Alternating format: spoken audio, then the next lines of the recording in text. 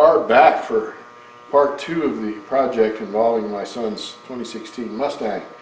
So now we're going to do the front sway bar, and then later on afterwards we're going to do a transmission shifter support bracket, but that's coming later. So first thing we're going to do while we have the to change the front sway bar is we need to get access to the brackets there. So we took the airbox out and we get down there, those 2 bolts. There's one I already got out there and I'm working on that one.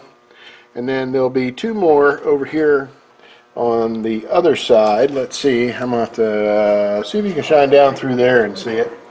You follow the extension down there.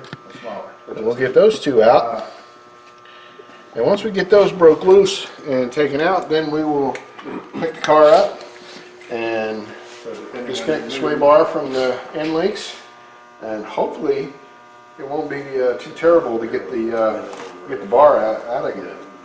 So let's do that. Get going there.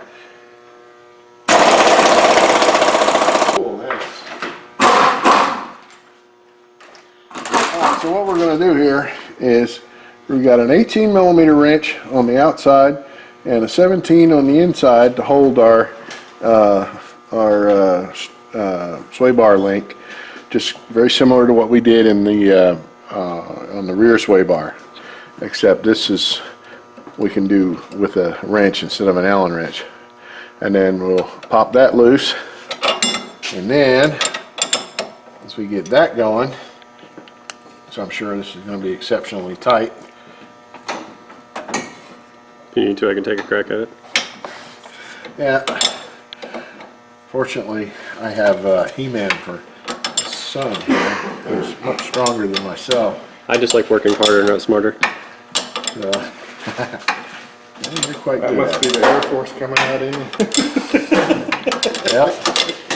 No. And then once we get that out on both sides, then we'll be ready to finagle the bar. I'm going to take this little plastic piece out here, and you got 2 of these little plastic pop clip thingies here. Oh, I've got a stick for that now. They slide in really nice and easy, and then they have the I can figure out how to get this bad boy in there, and then when you pop the centerpiece in there, it wedges these out and locks it in place. So, whoops, very bad. So when you want to take it out, you pull that centerpiece out, and then you can pull this out, and it'll give to where it'll let it come out of the thing there.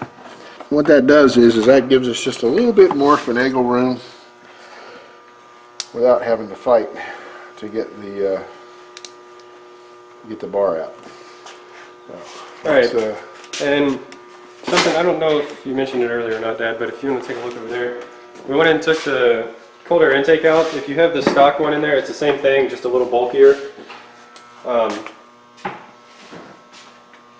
then one 10mm bolt on the fender, and then your 2 air lines, the hose clamp, and I think the book said on some Muzzies there's a yeah, if you have a cold air intake, we're not going to tell you how to take it out, because you put it in, you can figure out how to take it out.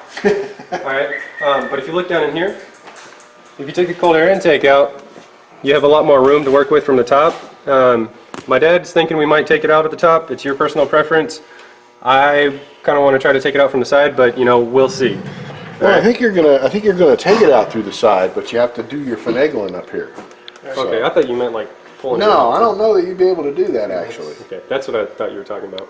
So, oh yeah, that's cool. Oh, and he's got a MacGyver tech tip, or actually your daddy tech tip in this case. Right tool for the job. He's got one of those ones that pops those things open. Pretty neat. Alright, so the first thing you're going to notice, obviously color. That's not really important here. Alright, but the aftermarket Steeda front sway bar, it is going to be a little bit thicker, but remember what I said, this front sway bar is already beefy as it is. It's not really a necessity to replace it, but the Steeda is going to be a little bit thicker, and if you notice, it's wider. So first of all, this is going to be a lot more fun to put in than it was to take out. Alright, the second thing, if you were watching the previous video where we did the rear sway bar, it only had 3 adjustments. That's fine. The 4th one, you got a little bit more being thrown around up there. We have 4 adjustments. So you can't exactly just start in the middle, but you got to remember that with this sway bar in here, it's going to be in the car like this, and this is going to be the back of the car. So the further back here we go, the looser it's going to be, right? Yeah. So we're probably going to longer lever. We're probably going to start in about this second from the rear hole when we put it in, because it seemed to work for the back just fine. But yeah, so I guess the next step's going to be putting it in. Okay, and on the front stabilizer bar bushing, it's very much the same as the rear. It has the little channels cut in it to hold the lubricant. And I will say lubricant, silicone lubricant this time, not grease. I'm old school, so I'm always used to saying grease, but it's a silicone lubricant. There is a difference. If you put grease, wheel bearing grease in here, probably not a good idea. Just use what they give you. And we'll just goob that up real good with this silicone lubricant, and it's split just like the other one is. Pop it on the bar. Now that they've got the bar mounted in there, went in remarkably easy. Oh, there's the skadunk, it sounded like. Alright, but right about there is where it should be. Alright. I was going to say, if it's right, it should go in pretty easy on the links. Alright. Look at that shit. Looks like that really sucks now. It's like this thing's meant for NASCAR. Like I had trouble getting my fingers back in there. Parents and children grow up together. Yeah. And that's not a bad thing. Video here.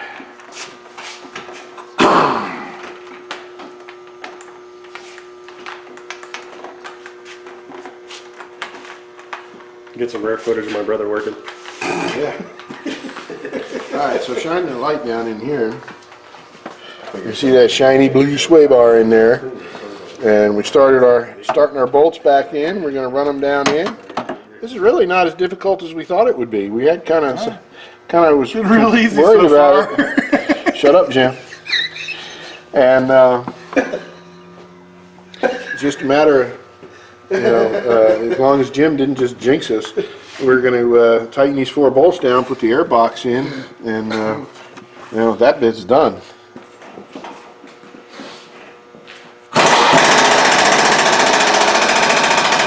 Alright, I'm going to bring the camera down in here. We've got our brackets all on there, torqued down, there and over yonder. I don't know if you can see that down in there, Katie. And it's all good to go. We got our end links hooked up, and he's one off the front, so that's going to be a pretty tight sway bar. So it's going to handle like a go-kart probably. And now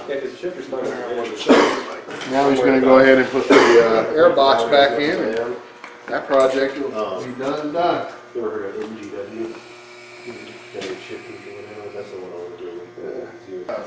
Alright, so we got the airbox back in, and these 2 lines right here. Ours don't have the extra temp sensor, because he's got the airbox on there, and they're working on putting the wheels on. And that's it for the front sway bar. So after they drove last night, they were really excited about how the car felt with the rear sway bar on there. So now we'll see how it pulls into balance now that it's got the front on there. Thanks for watching.